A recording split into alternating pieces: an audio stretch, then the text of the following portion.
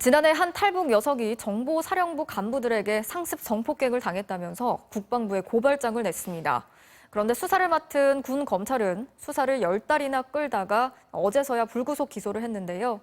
이 과정에서 피해 여성은 2차 가해로 인해 괴로워하다가 자살 시도까지 했습니다.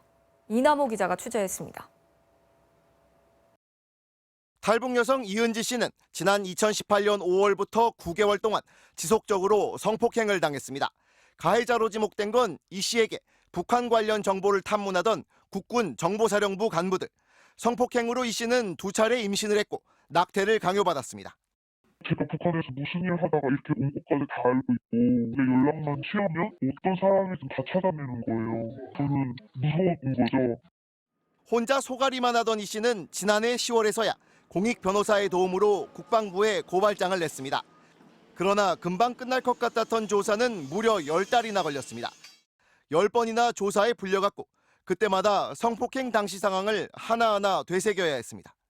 성폭력 처벌법에 따르면 성범죄 피해자 조사는 반드시 필요한 범위 내에서 최소한으로만 하게 돼 있습니다.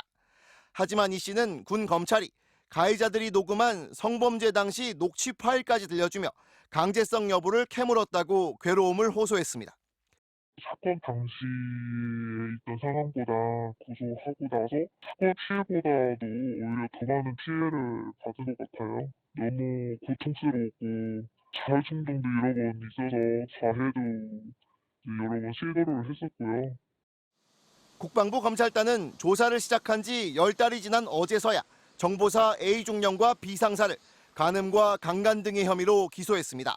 그러나 구속영장은 청구하지 않았습니다.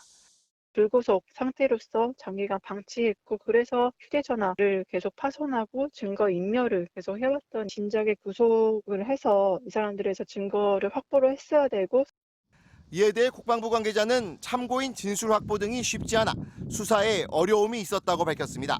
또 수사 기간이 길어진 건 코로나 확산세 때문에 어쩔 수 없었다며 봐주기 늑장 수사 의혹은 사실이 아니라고 해명했습니다. MBC 뉴스 이남호입니다.